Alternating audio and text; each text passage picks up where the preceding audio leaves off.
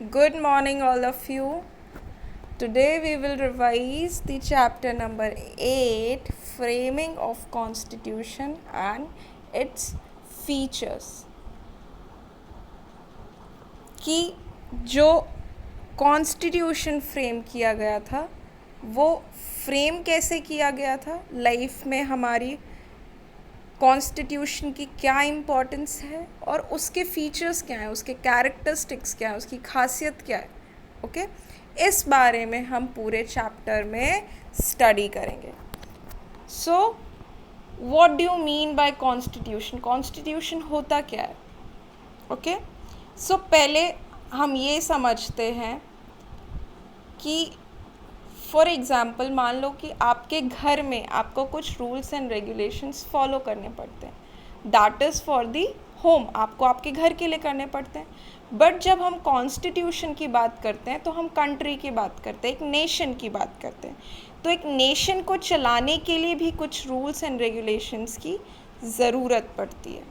Okay so constitution means any systematic collection of rules, यानी set of rules and regulations design की जाती है ताकि एक कंट्री को सही तरीके से चलाया जाए।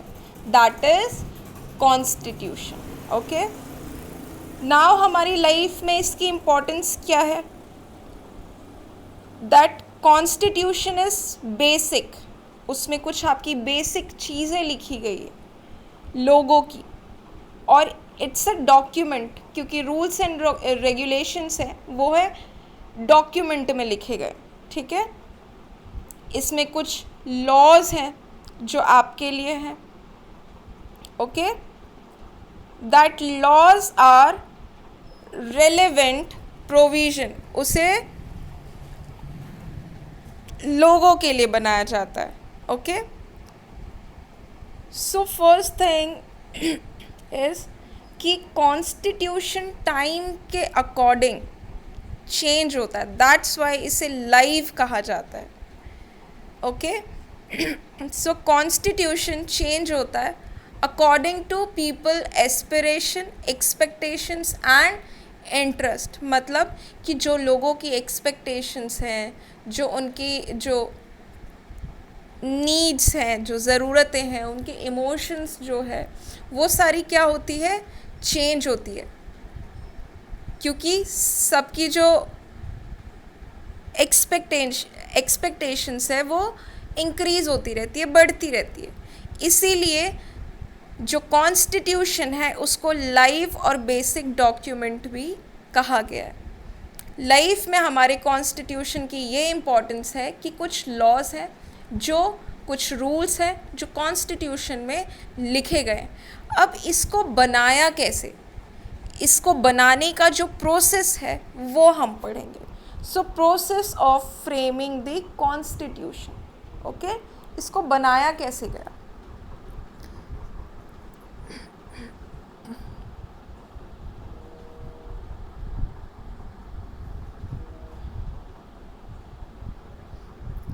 सो इंडिपेंडेंस से पहले जो जो इंडिया था उस पर ब्रिटिश गवर्नमेंट का कंट्रोल था। ठीक है, उससे पहले ब्रिटिशर्स थे, उनसे हमें इंडिपेंडेंस मिली। Okay so on 25 March 1946 British government handed the duty to the cabinet mission of 3 members to find a solution to the question of India's independence। अब उन्होंने एक इंडिया को एक ड्यूटी दी कि आप क्या बनाइए, एक कैबिनेट बनाइए, दैट इज़ कॉन्स्टिट्यूएंट असेंबली। तो वो कॉन्स्टिट्यूएंट असेंबली बनाई गई ताकि कॉन्स्टिट्यूशन को लिखा जाए, बनाया जाए। ओके जिसमें 389 मेंबर्स थे जो अलग अलग रिलीजन के थे, अलग अलग कास्ट के थे, मेल थे, फीमेल थे। ओके अलग अलग जगह से थे। ओके एक्सपर्ट्स थे। ओके सो वो लोग जिनका एक बहुत इम्पॉर्टेंट रोल है कॉन्स्टिट्यूशन को बनाने में, ड्राफ्ट करने में, उसमें थे Jawaharlal Nehru, Sardar Vallabh Bhai Patel, Maulana Abdul Kalam Azad, Shyam Prasad Mukherjee, HP Modi, HV Kamath, Frank Anthony, Kanhaiya Lal Munshi, Krishna Swami Iyer और बलदेव सिंह। और कुछ विमेन रिप्रेजेंटेटिव थी जो थी सरोजनी नायडू, विजय लक्ष्मी पंडित। ये जो लोग थे वो मेंबर्स थे कॉन्स्टिट्यूएंट असेंबली के। ओके। और जो डॉक्टर राजेंद्र प्रसाद थे वो इस कॉन्स्टिट्यूएंट असेंबली के प्रेसिडेंट थे। ओके। सो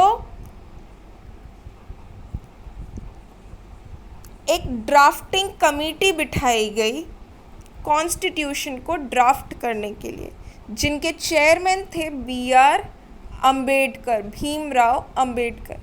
सो जो कॉन्स्टिट्यूशन है जो लिखी है वो भीमराव अम्बेडकर ने लिखी है। ओके। सो ये जो कॉन्स्टिट्यूएंट असेंबली थी वो शुरू की गई 9 नवंबर को, उस पर काम करना शुरू हुआ। ओके। 1946 में इस काम को करते करते उन्हें 166 मीटिंग यानी सेशन में ये काम हुआ, जिसे बनाने में 2 years 11 months 17 days लगे, जिसमें पूरे कॉन्स्टिट्यूशन को डिटेल में डिस्कस किया गया। अब कॉन्स्टिट्यूशन में 295 आर्टिकल्स थे और 8 अपेंडिसेस थी।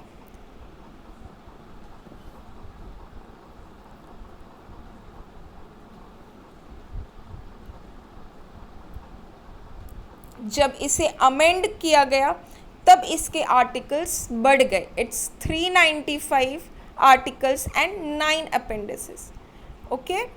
सो जो ये कॉन्स्टिट्यूशन था वो 26 नवंबर को बन के तैयार हो गया था, 1950 में रेडी हो गया था, बट इसे लागू किया गया 26 जनवरी को। ओके।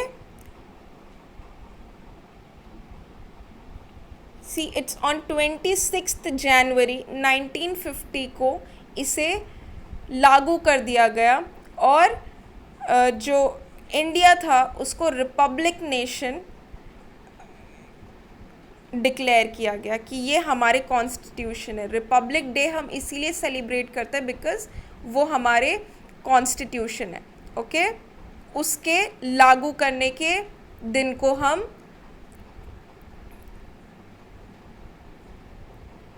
रिपब्लिक डे बोलते हैं। ओके। अब इस कॉन्स्टिट्यूशन में अगर आप देखो तो इसमें नेशनल एम्बलम है जो इंडिया का एम्बलम है, जिसमें 4 लायंस है और एक नेशनल स्लोगन है जिसके वर्ड्स हैं सत्यमेव जयते, means truth always win. Okay. सच्चाई की हमेशा जीत होती है। ओके। सो इस कॉन्स्टिट्यूशन में जो सिटीज़न है, जो लोग हैं, उनको कुछ राइट्स दी गई है और उनकी कुछ ड्यूटीज़ है जो उनको फॉलो करनी है। ये जो प्रिंसिपल्स हैं उसे डायरेक्टिव प्रिंसिपल कहते हैं स्टेट पॉलिसी में, स्टेट में। ओके। क्योंकि हमें एज अ सिटीज़न कुछ राइट्स फॉलो करने पड़ते हैं and as a state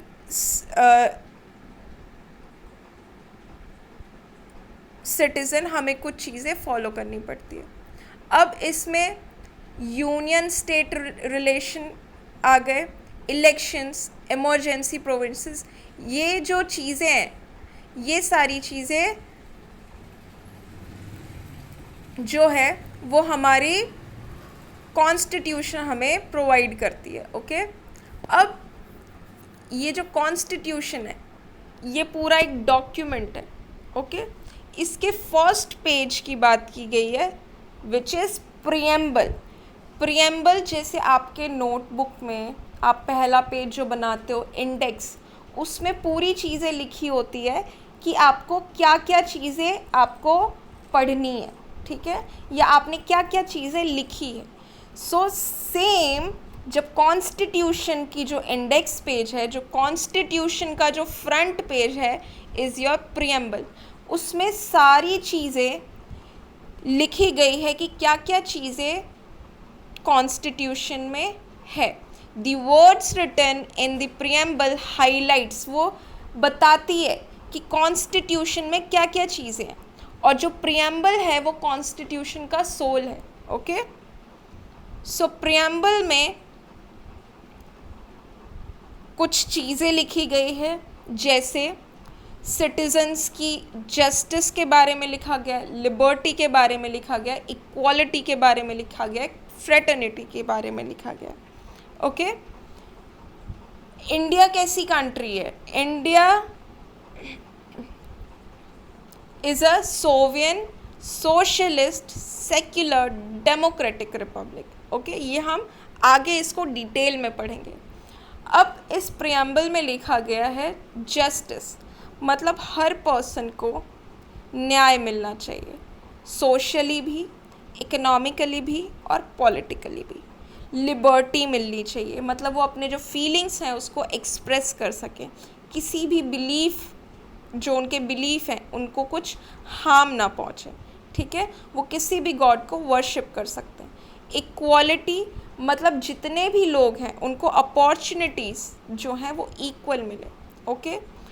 fraternity, fraternity means जो पर्सन की डिग्निटी है और यूनिटी है, जो उनके बीच में जो यूनिटी है उसको बरकरार रखना है, ठीक है। ये सारी चीज़ें हैं वो आपके प्रियम्बल में लिखी गई है। फ्रैटर्निटी मीन्स ब्रदरहुड, कि लोगों को साथ में मिलके एक दूसरे को बिना हार्म किए कैसे काम करना है, ठीक है। सो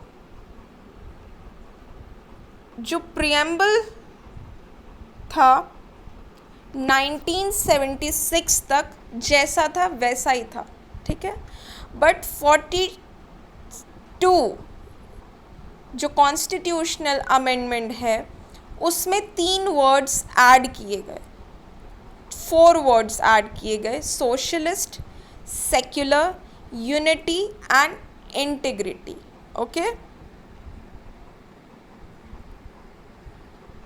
नाउ हमारी लाइफ में क्या इम्पोर्टेंस है प्रियम्बल की, ओके।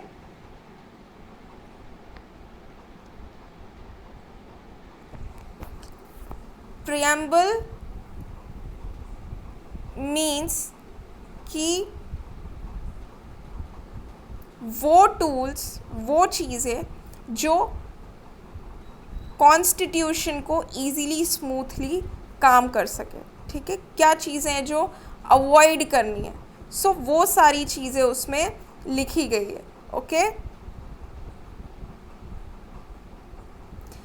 प्रियम्बल में जो कॉन्स्टिट्यूशनल लॉज हैं उसे ईज़िली समझ पाएँ उस वर्ड्स में उसे लिखा गया है। प्रियम्बल में नेशन की जो यूनिटी है, जो साथ में रहने की जो ब्रदरहुड है, ठीक है, उसके बारे में बात किया है, okay. Now the pillars of preamble, there are pillars, okay. So pillars क्या क्या है? Sovereign, socialist, secular, democratic, republic, justice, liberty, fraternity and equality. ये जो पिलर्स हैं इसे हम डिटेल में पढ़ेंगे, बट इसमें 3 पिलर्स हैं जो बहुत इम्पॉर्टेंट है, वो है democracy, socialist and secularism. Sovereign means एक सरकार होना, सोशलिस्ट मतलब सोसाइटी के लिए काम करना। सेक्युलर मतलब हर रिलीजन को इक्वल अपॉर्चुनिटी देना। डेमोक्रेटिक मतलब हर पर्सन के पास पावर होना, न्याय मिलना, जस्टिस। लिबर्टी मीन्स आप एक्सप्रेस कर सकते हो। Fraternity means brotherhood. Equality means आपको इक्वल अपॉर्चुनिटीज़ मिलनी चाहिए। रिपब्लिक मीन्स आपका कॉन्स्टिट्यूशन। ओके, सो डेमोक्रेसी, सी जो वर्ड है डेमोक्रेसी, वो वर्ड ग्रीक वर्ड है। डेमोस मतलब पीपल एंड क्रेटोस मतलब पावर। वो पावर जो नेशन के लोगों के पास है। Okay,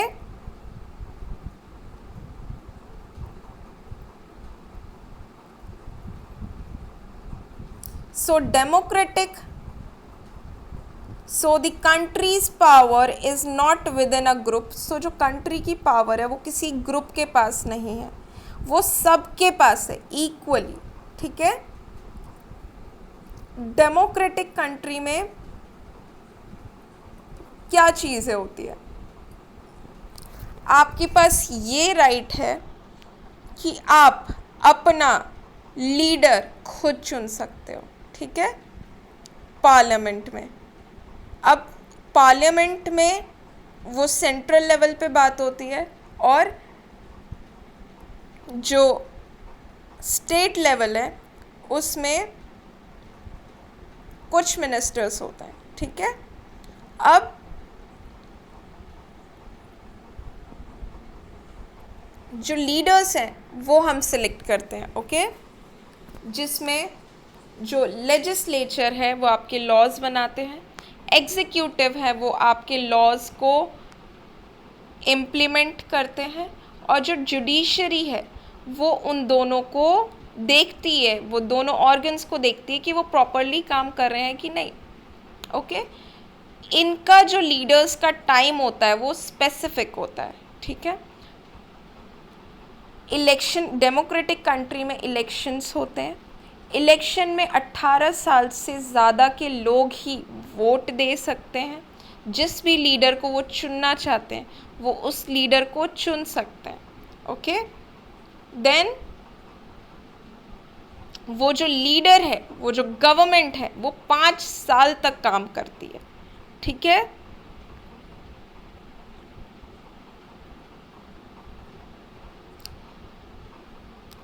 now the government works under the principle of constitution. जो गवर्नमेंट है वो कॉन्स्टिट्यूशन के प्रिंसिपल पे काम करती है, उनके ऑब्जेक्टिव पे काम करती है। दैट इज़ वाई उन्हें क्या कहा जाता है? Responsible government. डेमोक्रेटिक गवर्नमेंट जो है वो लिबर्टी, इक्वालिटी और feeling of fraternity and continuously किसके लिए काम करती है? गोल्स अचीव करने के लिए काम करती है। ओके,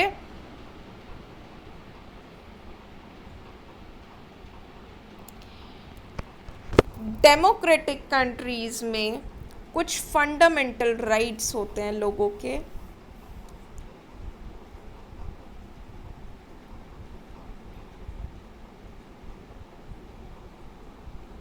जो इलेक्शन कमीशन है वो इलेक्शन हेल्ड करती है डेमोक्रेटिक कंट्री में। ओके, एडल्ट सफरेज मतलब 18 साल से ज़्यादा के लोग जो वोट कर सकते हैं। 18 साल के बाद आप वोट कर सकते हो। 18 ईयर जब आपका स्टार्ट होगा तो आप वोट कर सकते हो। दैट मीन्स कि आपको किसी भी caste, creed, religion, language, gender, income, education, birth place, किसी के भी बेसिस पे डिस्क्रिमिनेट नहीं किया जाता है। ये सिटीज़न की जो पावर है कि वो वोट कर सकते हैं। ओके,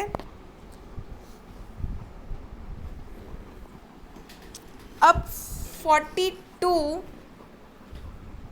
जो कॉन्स्टिट्यूशन अमेंडमेंट था उसमें एक और वर्ड ऐड हुआ था। That word is socialist.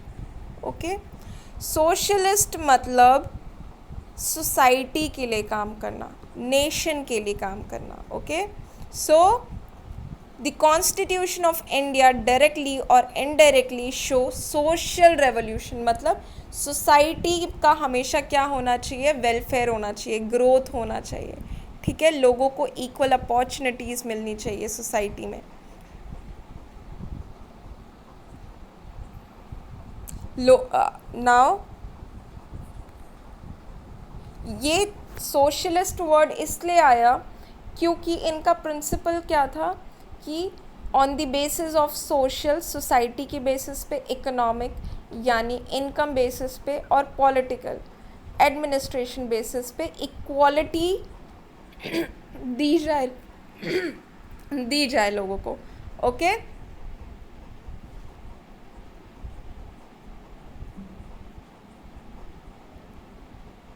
India stands for abolishing all forms of exploitation. वो सारे एक्सप्लॉयटेशन, अगर इंडिया में कोई एक्सप्लॉयटेशन हो रहा है या हो रहा था तो उसको क्या किया जाएगा, एबॉलिश किया जाएगा, हटा दिया जाएगा। सो ये सारी चीज़ें एबॉलिश की गई। क्यों? क्योंकि लोगों को इक्वल इनकम हो, उनके पास रिसोर्सेज उन्हें इक्वली मिले, और जो उनकी वेल्थ है, जो आपके पास प्रॉपर्टीज़ है, जो भी वेल्थ है वो आपको इक्वली मिल सके। मीन्स सिंपली इक्वल अपॉर्चुनिटी सबको मिल सके, उसके लिए गवर्नमेंट काम करती है। रिच और पुअर के बीच में कोई भेदभाव ना हो। डिस्क्रिमिनेशन मीन्स भेदभाव। ओके, नाउ सेक्युलरिज्म 42 जो अमेंडमेंट था उसमें एक वर्ड आया था सेक्युलर। सेक्युलर मीन्स कि रिलीजन के बेसिस पे कोई भेदभाव ना हो, मतलब कि जो इंडिया है वो सेक्युलर कंट्री है जहाँ पे हर धर्म के लोग पाए जाएंगे एंड दे आर फ्री, कि वो अपनी कोई भी रिलीजियस एक्टिविटीज़ कर सकते हैं, अपने रिलीजन को बढ़ा सकते हैं। ठीक है,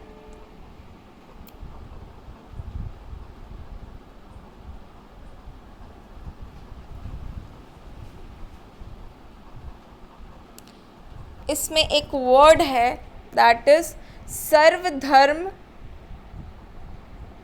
समदृष्टि एंड सर्वधर्म संभव। मीन्स कि no particular religion would be encouraged in any state. कोई भी एक रिलीजन को एनकरेज नहीं किया जाएगा, सारी जितने भी रिलीजन है उसको एनकरेज किया जाए। जो सिटीज़न है उसके पास पूरा राइट है कि वो कोई भी रिलीजन को फॉलो करे, उस पर फेथ करे, बिलीव करे, उसे माने।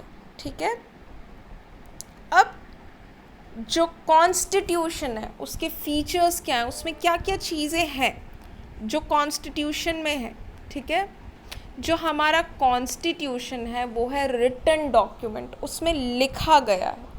जो Britain except Britain, Israel, India along with other nation of the world have their constitution in written form। जो बहुत सारी ऐसे नेशंस हैं जहाँ पे जो कॉन्स्टिट्यूशन है वो रिटन फॉर्म में लिखा गया है। ओके, सो जो हमारा कॉन्स्टिट्यूशन है वो रिटन में लिखा गया है, डॉक्यूमेंट में लिखा गया है। ओके, साइज ऑफ कॉन्स्टिट्यूशन, अब जो इंडिया के जो कॉन्स्टिट्यूशन है उसका साइज़ कितना बड़ा है। ठीक है, सो जो इंडियन कॉन्स्टिट्यूशन है उसे 22 सेक्शन में डिवाइड किया गया है, जिसमें 395 आर्टिकल्स हैं और 8 अपेंडिसेस हैं। ठीक है, आर्टिकल्स और उसके जो अपेंडिसेस हैं वो है सब डिवीज़न। अब वो 12 है। ठीक है, 12 अपेंडिसेस हैं। ओके, सो जो कॉन्स्टिट्यूशन है उसमें स्टेट के पास क्या क्या पावर्स हैं और क्या राइट्स हैं लोगों की, फंडामेंटल बेसिक राइट्स, फिर पॉलिटिकल पॉलिसीज़ क्या क्या हैं। ठीक है, जुडिशरी को कैसे काम करना है, इलेक्शन कमीशन को कैसे काम करना है, गवर्नमेंट इंस्टीट्यूशन को कैसे काम करना है, माइनॉरिटीज़ के लिए क्या काम किया गया है, शेड्यूल कास्ट लोगों के लिए क्या काम किया है, फिर जो बैकवर्ड ग्रुप्स हैं उनके लिए क्या काम किया गया है, ठीक है, ये सारी चीज़ें उसमें इंक्लूडेड है। तो जो इंडिया का कॉन्स्टिट्यूशन है वो सबसे लार्जेस्ट रिटन डॉक्यूमेंट है बाकी के कॉन्स्टिट्यूशन के हिसाब से, ओके।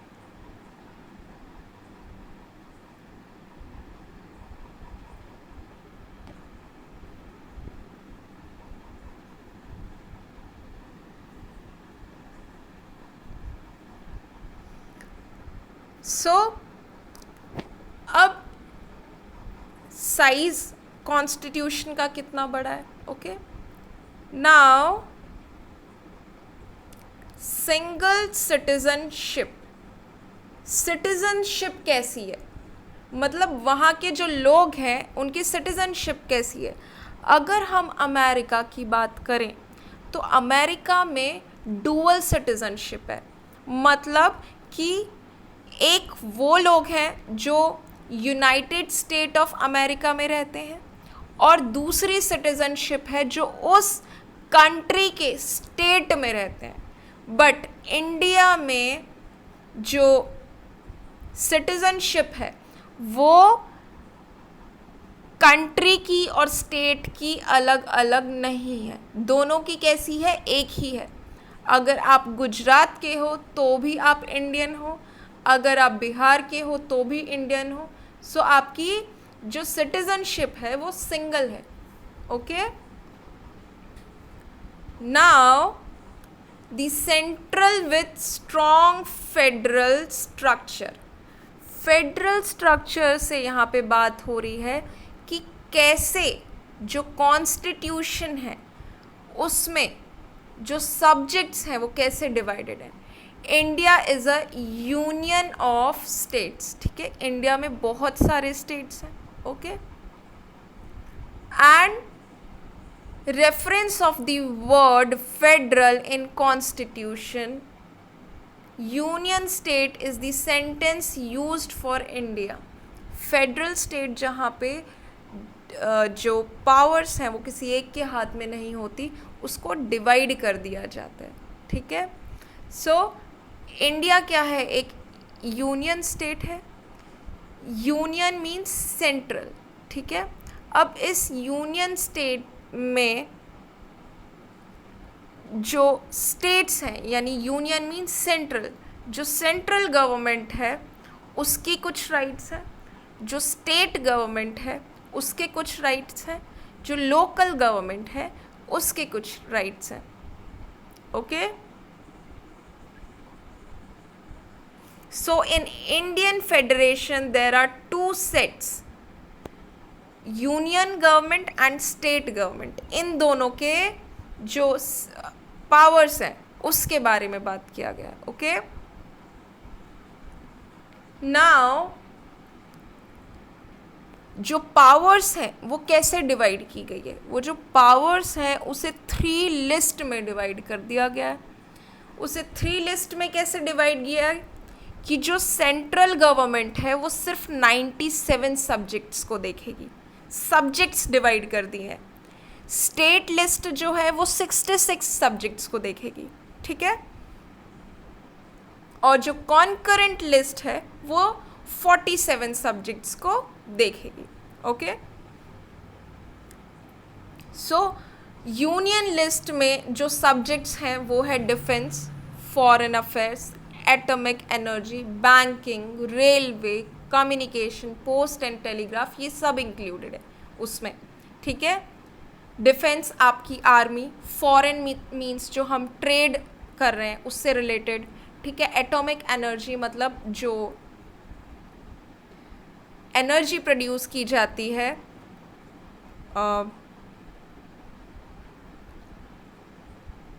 इक्विपमेंट्स के लिए, लाइक कुछ वेपन्स क्रिएट किए जाते हैं उसकी पावर। बैंकिंग, रेलवे, ये सब सेंट्रल लेवल पे काम होता है, ये सब यूनियन गवर्नमेंट देखती है, ठीक है। Now state list. अब स्टेट लिस्ट में क्या होता है, स्टेट के जो भी सब्जेक्ट्स हैं, सारे स्टेट्स के अपने अलग अलग सब्जेक्ट्स हैं।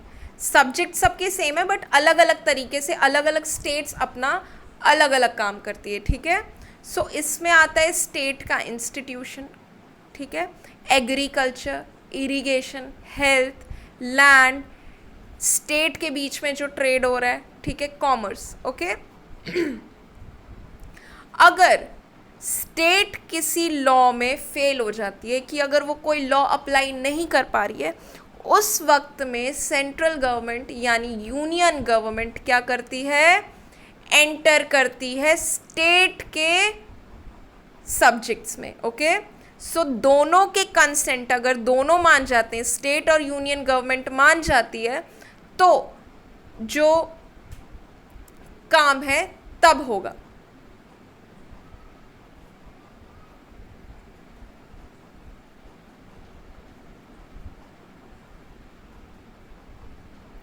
अगर स्टेट गवर्नमेंट किसी रीज़न से कोई भी जो भी सब्जेक्ट्स है उसमें अगर उन्हें कोई प्रॉब्लम आ रही है या वो ऐसा नहीं करना चाहते हैं, तो वो क्या करते हैं, एक रिजर्व्ड पुलिस फोर्स को भेजते हैं, ठीक है।